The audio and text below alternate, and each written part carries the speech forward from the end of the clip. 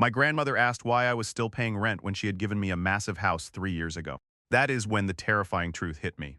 My sister had stolen the property, and my parents had helped her cover it up. So I took absolutely ruthless legal action and reclaimed what was mine. I am a 28-year-old data analyst, and for my entire life, I have been the invisible child in my family. I grew up in the shadow of my younger sister, Chloe. Chloe is 25, and she has never heard the word no in her entire existence. My parents treated her like absolute royalty. If I wanted a car for high school, I had to work night shifts at a grocery store to buy a rusted 15-year-old sedan. When Chloe turned 16, my parents bought her a brand new luxury convertible. If I struggled with a college class, I was told to study harder. If Chloe failed a semester, my parents blamed the professors and paid for her to take an expensive vacation to Europe to decompress. Despite the blatant favoritism, I kept my head down. I moved out the day I turned 18, put myself through college using student loans, and eventually landed a fantastic high-paying job in the city. I lived in a cramped, incredibly expensive one-bedroom apartment downtown, saving every single penny I could, so that one day I could afford a down payment on a modest house. Chloe, meanwhile, bounced from one failed career attempt to another. She wanted to be a fashion influencer, then a life coach, and then an interior designer. She never made a dime, and my parents completely subsidized her luxurious lifestyle. The only person in my family who truly saw through the madness was my grandmother, Eleanor. Eleanor was my father's mother. She was a brilliant, fiercely independent woman who had built a very successful chain of local bakeries. She amassed a quiet but massive fortune over her lifetime. We were incredibly close. When I was a child, while my parents were busy doting on Chloe, my grandmother would take me to her bakeries, teach me how to manage the registers, and tell me that hard work was the only thing in life that nobody could ever take away from you. 3 years ago, my grandmother's health began to decline. She was diagnosed with early-stage dementia. It was devastating. She realized she could no longer live alone in her massive, beautiful, five-bedroom estate in the prestigious Maplewood district. She made the difficult decision to move into a high-end, full-time assisted living facility. Because I was working 80-hour weeks trying to secure a major promotion at my firm, my parents volunteered to handle all the legal paperwork, the estate planning, and the transition for her. They told me everything was taken care of and that the Maplewood house was going to be held in a family trust to pay for her medical care. I believed them. I had absolutely no reason not to. For 3 years, I visited my grandmother at her facility every single Sunday.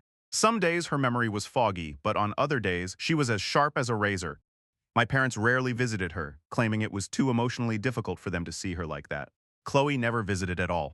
2 months ago, I was sitting with my grandmother in the courtyard of her facility. It was one of her good days. We were drinking tea and talking about my career. I casually mentioned that my landlord was raising the rent on my tiny apartment by $400 a month and that I was incredibly stressed because it was pushing my budget to the absolute breaking point. My grandmother frowned, looking at me with total confusion. "Why on earth are you still paying rent to a landlord?" she asked, her voice sharp and clear. I chuckled, thinking she was just a bit confused. "Because I do not own a house yet, Grandma. I am saving up, but the market is terrible right now." She set her teacup down so hard it rattled against the saucer. "What are you talking about?" she demanded, her eyes narrowing. "I gave you the Maplewood house. I signed the deed over to you entirely free and clear 3 years ago before I moved in here. I wanted you to have a beautiful home because you're the only one in this family who actually works for a living. I explicitly told your father to hand you the keys." My heart completely stopped. The courtyard suddenly felt incredibly cold. I stared at her, hoping she was just having a lapse in memory. "Grandma," I said gently, "Dad never gave me any keys. He told me the house was put into a trust to pay for this facility." My grandmother looked absolutely horrified. "No," she whispered, grabbing my hand. "My investments pay for this facility. The house was a gift. I watched the lawyer draft the deed. I watched your father put it in his briefcase to deliver to you. I left the facility that afternoon feeling like I was going to throw up. I drove straight back to my cramped apartment, opened my laptop, and logged into the county property appraiser's website. Property records are public information, and I needed to see exactly what had happened to the Maplewood estate. I typed in the address. The search results loaded on my screen, and the reality of the situation hit me like a physical blow to the chest. 3 years ago, exactly as my grandmother had said, a warranty deed was recorded transferring the property entirely from her name into my name. For exactly 1 week, I was the sole legal owner of a massive, fully paid-off estate worth easily $1.5 million. But then I saw the second document. Exactly 8 days after the house was transferred to me, a quitclaim deed was filed with the county. A quitclaim deed is a legal document used to rapidly transfer ownership of a property from one person to another without a traditional sale. I opened the scanned PDF of the quitclaim deed. It stated that I, the legal owner, was willingly transferring 100% of the ownership of the Maplewood estate for the sum of $0. I looked at the line designating the new owner. The new sole legal owner of the million-dollar estate was Chloe. I scrolled down to the signature page. There was a signature sitting on the grantor line. It was my name, but it was not my handwriting. It was a clumsy, pathetic forgery. Someone had forged my signature to sign away a massive house I did not even know I owned. But a forged signature alone cannot transfer a deed. Real estate transfers require a licensed public notary to verify the identity of the person signing the document. I looked at the notary stamp at the bottom of the page. The name on the official seal was Susan Miller. Susan Miller was my mother's absolute best friend. She was my godmother. The entire twisted, sickening conspiracy snapped perfectly into focus. My grandmother had rewarded my hard work by secretly giving me her most valuable asset. My parents, discovering that their precious golden child had been left with nothing, intercepted the paperwork. They hid the truth from me. Then, my mother dragged her best friend into a massive felony conspiracy, forging my signature on a legal document to steal $1 million house and hand it directly to my lazy, entitled sister. For 3 years, I had been struggling to pay rent in a microscopic apartment, eating cheap noodles and stressing over every single utility bill.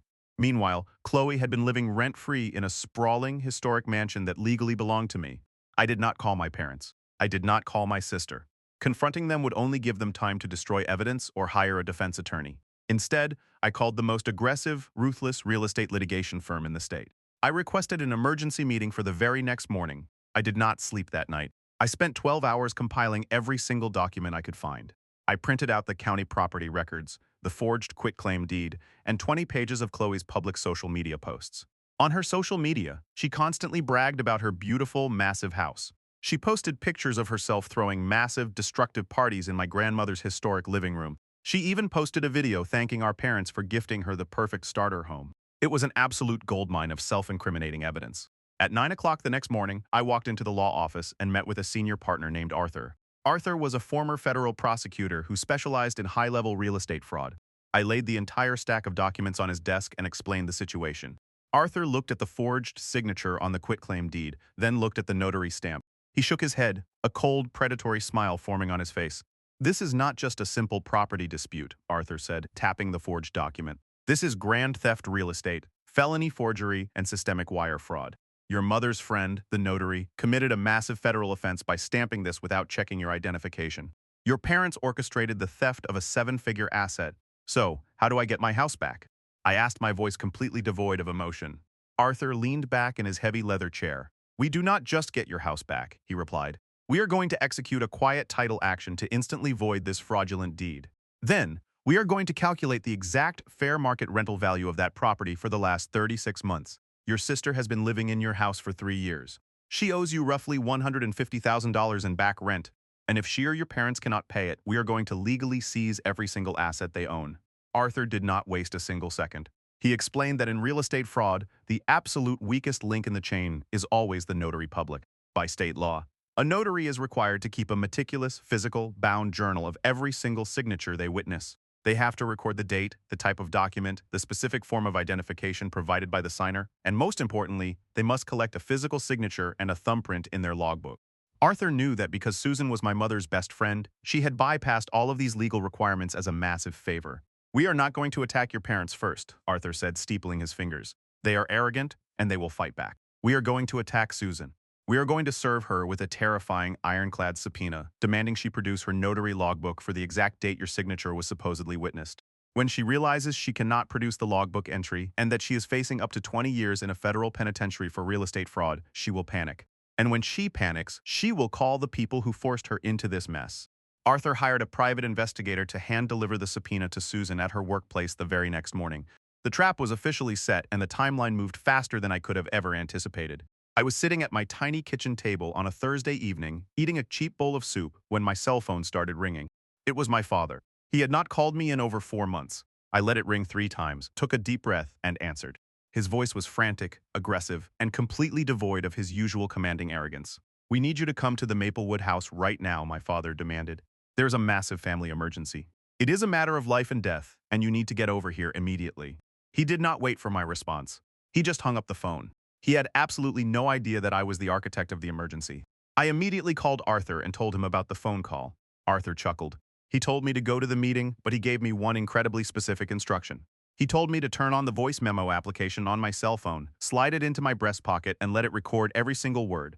Because my state is a one-party consent state for recording conversations. Any confession I caught on tape would be entirely admissible in both civil and criminal court. I drove across town to the prestigious Maplewood district. Pulling up to the estate my grandmother had gifted me was a deeply surreal experience. I had not been to the house in 3 years. My grandmother had kept it looking like a beautiful, historic manor with pristine landscaping. Chloe had completely ruined it. The massive oak front doors were painted a bright, tacky pink. The immaculate rose gardens were completely dead, replaced by cheap plastic lawn furniture and empty hard seltzer cans. I walked up the front steps and let myself in. The inside was even worse. Chloe had torn up the original hardwood floors to install cheap gray vinyl planks for her social media videos. The entire house smelled like cheap perfume and rotting garbage.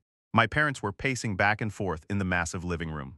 Chloe was sitting on an expensive white sectional sofa, aggressively chewing gum and looking incredibly annoyed that she had to be there. But the most important person in the room was sitting in a velvet armchair in the corner. It was Susan, the notary. She was clutching a crumpled tissue, her face pale, and she was crying so hard she was practically hyperventilating. "Sit down," my father commanded the moment I walked into the room. I did not sit. I stood near the entryway, keeping my hands in my pockets, ensuring my phone's microphone had a clear line to their voices. "What is going on?" I asked, keeping my voice perfectly calm and confused. My mother stepped forward, putting on a sickeningly sweet, fake smile. "Honey, we have a tiny legal issue we need your help to clear up," she said, her voice dripping with artificial affection. "You know how your grandmother's mind has been slipping lately? Well, a few years ago, she made a terrible mistake. She was trying to transfer this house to Chloe to help her start her life, but the lawyers got confused and accidentally put the initial paperwork in your name." I stared at her, absolutely mesmerized by the sheer audacity of the lie. "Really?" I asked. "Yes," my father quickly chimed in. "It was a massive tax liability for you, and we knew you were busy with your career in the city. So as a favor to you, we went ahead and corrected the paperwork to get the house out of your name and into Chloe's name, exactly as your grandmother intended. So you forged my signature on a quitclaim deed," I said flatly. Susan let out a loud, terrifying sob from the corner of the room. "Oh my God, they are going to send me to federal prison," she wailed. My mother shot Susan a look of absolute venom, then turned back to me. "We did not forge anything." My mother insisted, her voice rising in panic. "We were acting as your authorized family representatives. But some incredibly greedy, horrible lawyer is trying to cause trouble for Susan over the notary stamp. They sent her a terrifying legal document today." My father reached into his jacket pocket and pulled out a folded piece of paper. It was a typed, backdated legal affidavit. He tried to shove it into my hands. "All you have to do is sign this paper," my father said, using his booming dad voice to try and intimidate me. "It is a sworn statement saying that you gave us verbal permission to sign the house over to your sister, and that you authorized Susan to stamp the deed in your absence. If you sign it, this entire misunderstanding goes away, and Susan does not lose her notary license." I looked at the piece of paper. They were not just asking me to forgive them for stealing $1 million estate. They were actively demanding that I commit felony perjury to protect them from the consequences of their own massive criminal conspiracy. "And what happens if I do not sign it?" I asked. Chloe finally stood up from the couch. She rolled her eyes and crossed her arms. "Stop being so dramatic and just sign the stupid paper," she scoffed. "It is my house anyway. You have a great job. You do not even need a house this big. If you sign it right now, Dad said he would give you $10,000 for your trouble." I slowly looked around the room. I looked at the tacky pink doors, the ruined floors, and the three people who had treated me like a disposable asset for my entire life. I reached into my pocket, pulled out my cell phone, and stopped the voice recording. I saved the audio file and uploaded it directly to a secure cloud server while they watched me. "There is no misunderstanding," I said, my voice dropping the confused act entirely, "and Grandma did not make a mistake. I spoke to her 2 days ago in the courtyard of her facility. She explicitly told me she gave me this house because I am the only person in this family who is not a completely useless parasite." My mother gasped, taking a step backward. Her fake smile completely vanished. "And that incredibly greedy lawyer who subpoenaed Susan?" I continued, looking directly at the sobbing notary. "He works for me. I hired him the exact same day I found the forged quitclaim deed on the county property website." The silence in the living room was absolute. The color drained completely from my father's face. Chloe's jaw dropped open. They had thought I was completely ignorant. They had thought they could manipulate me with a $10,000 bribe and a fake story about tax liabilities. Now they were staring at the person holding the absolute destruction of their entire lives in the palm of his hand. "You recorded us," my father whispered, pointing a shaking finger at my cell phone. "You set us up." "I did not set you up," I replied coldly. "I just let you confess to felony real estate fraud, forgery, and witness tampering on a crystal-clear audio recording." My mother lunged forward, trying to grab the phone out of my hand. I easily stepped out of the way, and she stumbled into the coffee table. "You cannot do this." She screamed, her voice cracking with pure hysteria. "We are your family. We raised you. You're going to send your own mother to prison over a stupid house." "It is not a stupid house." I shot back, my anger finally boiling over. "It is my inheritance.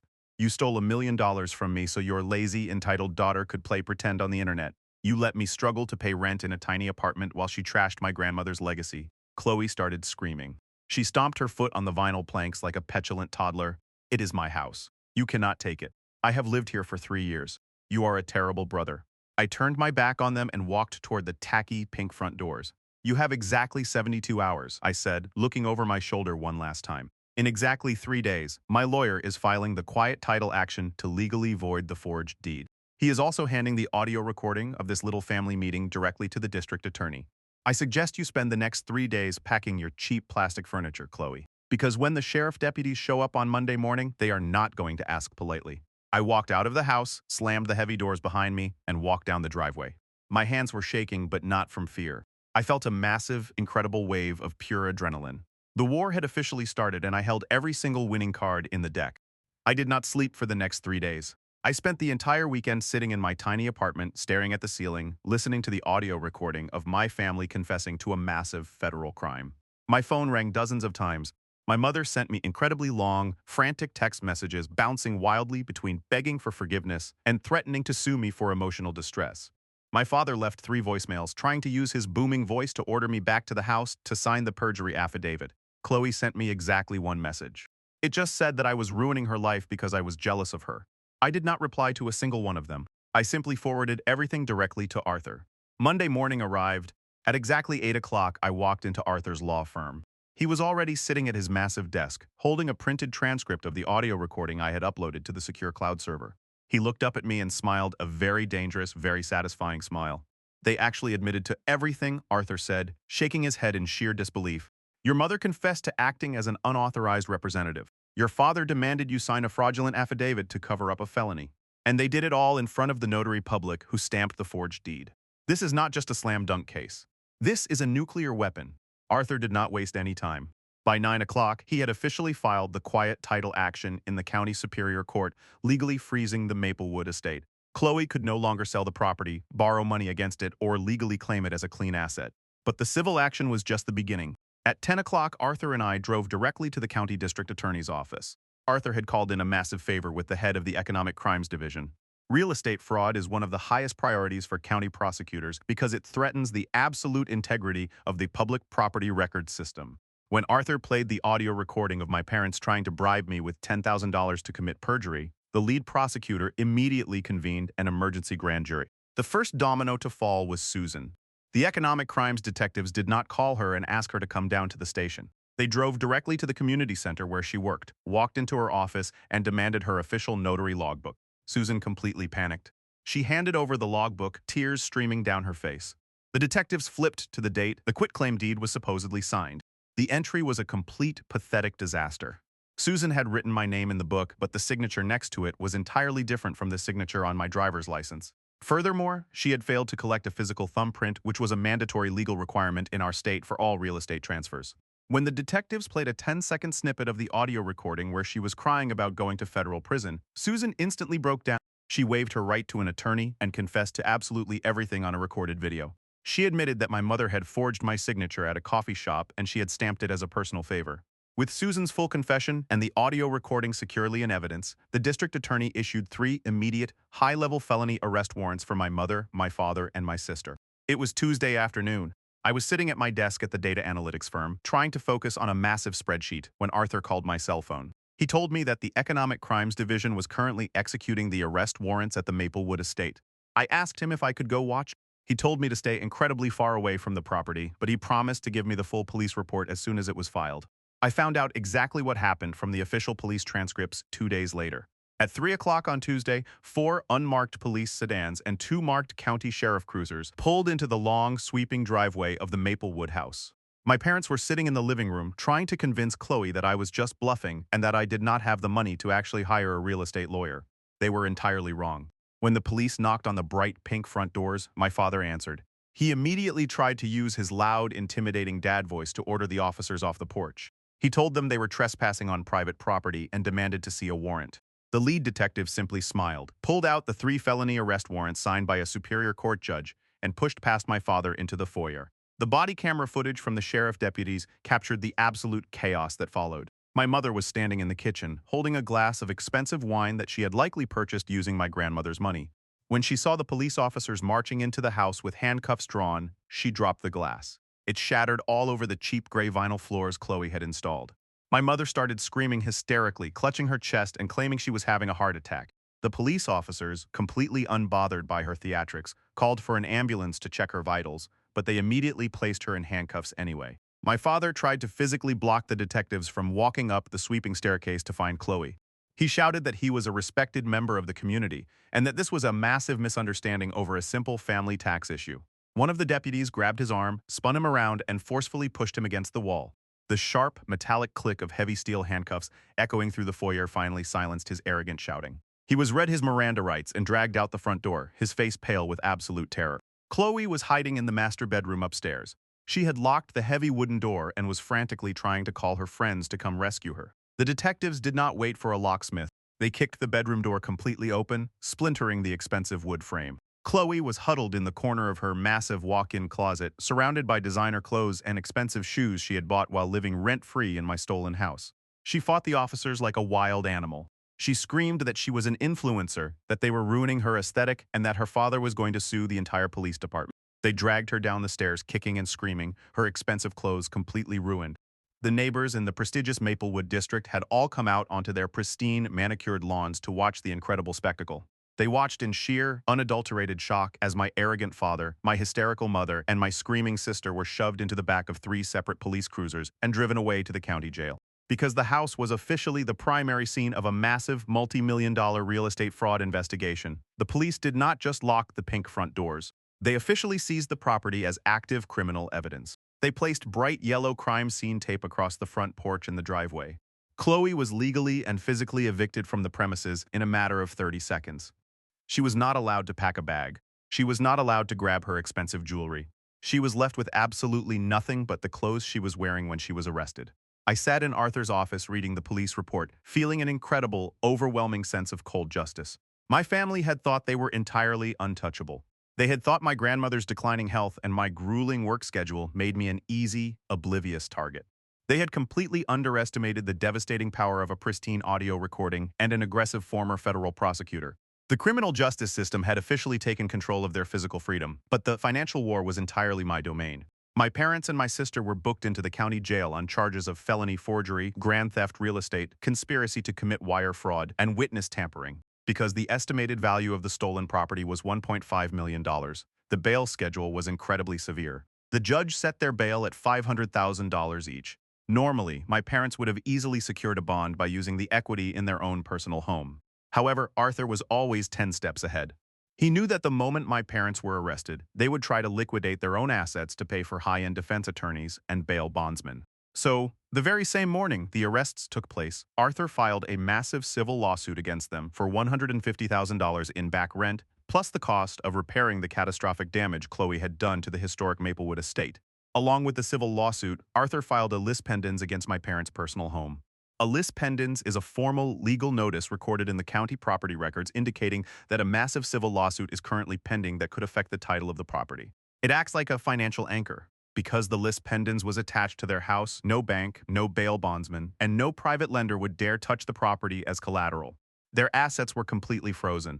My parents, who had spent their entire lives living in luxury and looking down on me for working hard, were suddenly trapped in cold concrete jail cells. They had absolutely no way to post bail, and they had absolutely no money to hire expensive private attorneys. They were forced to rely on overworked, exhausted public defenders who told them in incredibly plain English that they were facing an absolute maximum sentence of 25 years in federal prison. But I was not finished. I wanted to make absolutely certain that they never saw a single penny of my grandmother's actual legacy. The criminal justice system moves slowly, but a targeted civil lawsuit orchestrated by a former federal prosecutor moves with terrifying speed. While my parents and my sister sat in their cold county jail cells, completely unable to post their $500,000 bail because of the lis pendens Arthur had attached to their personal home, the civil litigation trapped them in a vice. We sued them jointly and severally for $150,000 in back rent, plus an additional $80,000 for the catastrophic physical damage Chloe had caused to the historic Maplewood estate. Because their assets were entirely frozen and they were relying on exhausted public defenders for their criminal case, they could not afford to hire civil attorneys to fight us. They defaulted on the civil lawsuit entirely. The county judge reviewed the overwhelming evidence and granted me a massive judgment of $230,000, completely ruining their financial futures before their criminal trial even began. With a legal judgment in hand, Arthur did not hesitate. He successfully petitioned the court to pierce the standard protections on their retirement accounts, arguing that they had used their finances to facilitate and conceal a massive federal felony. The judge agreed. We legally seized every single penny of my parents' retirement savings, their mutual funds, and their small investment portfolios. The money was transferred directly into my corporate accounts. In a matter of weeks, the comfortable safety net they had spent their entire lives building was completely erased. They were officially left with a net worth of absolute zero. 6 months later, the criminal trial concluded before it even really began. Facing an absolute maximum sentence of 25 years in federal prison for grand theft real estate, felony forgery, and witness tampering, my family turned on each other like starved animals. My father tried to claim it was entirely my mother's idea. My mother tried to throw Susan, the notary, completely under the bus. Chloe cried hysterically and claimed she was just a naive victim who thought the house was a legitimate gift. The district attorney was completely unbothered by their pathetic finger-pointing. Because of the crystal-clear audio recording where they all actively conspired to cover up the crime, the prosecutor offered them a harsh, non-negotiable plea deal. To avoid spending the rest of their natural lives behind bars fighting a losing battle, they accepted. I sat in the front row of the courtroom on the day of their sentencing. They were brought in wearing matching orange jumpsuits, handcuffed at the wrists and the waist. They looked completely broken. My mother had aged 10 years and 6 months. My father kept his head bowed, unable to even look in my direction. The judge looked down at them from the bench with absolute disgust. My parents were both sentenced to 7 years in a federal penitentiary, followed by 10 years of strict financial probation. Because my mother had actively orchestrated the forgery, she was ordered to pay massive criminal restitution fees upon her release. Susan, the notary, received a lighter sentence of 3 years because of her full cooperation and confession. Chloe was completely destroyed. She was convicted of receiving stolen property and being a willing accessory to felony real estate fraud. She was sentenced to 4 years in a medium security facility. The judge explicitly noted that her complete lack of remorse and her lavish spending of stolen assets made her ineligible for early parole. With the criminals permanently removed from my life, I finally focused on my grandmother's legacy. I used the $230,000 I had seized from my parents' retirement accounts to hire a massive team of historic restoration experts. They ripped out the cheap gray vinyl floors Chloe had installed and meticulously restored the original, beautiful hardwood. They repainted the tacky pink doors, fixed the landscaping, and brought the Maplewood estate completely back to its former glory. I did not sell the house. I moved in. I sleep in the massive master bedroom, and I host incredible dinner parties for my friends in the historic dining room. I visit my grandmother at her assisted living facility every single Sunday. She is safe, she is happy, and she is incredibly proud of the life I have built. I never told her about the forgery or the arrests. I simply told her that my parents and Chloe had moved out of state and that I had finally accepted her beautiful gift. Sometimes I receive updates through the grapevine about my former family. They are still serving their time in federal prison. When they are eventually released, they will be elderly felons with absolutely no retirement savings, no home, and completely ruined credit scores. They will have to rely on minimum wage jobs and government assistance just to survive. As for Chloe, when she gets out, she will be a convicted felon with a massive gap in her non-existent resume. Her days of playing a wealthy influencer are permanently over. My parents spent my entire life ignoring my hard work and treating my sister like absolute royalty. They thought I was quiet because I was weak. They mistook my independence for ignorance. They learned the hardest lesson imaginable. When you steal the legacy of someone who has spent their entire life fighting for every single scrap they have, you should not be surprised when they use that exact same relentless drive to completely dismantle your entire world.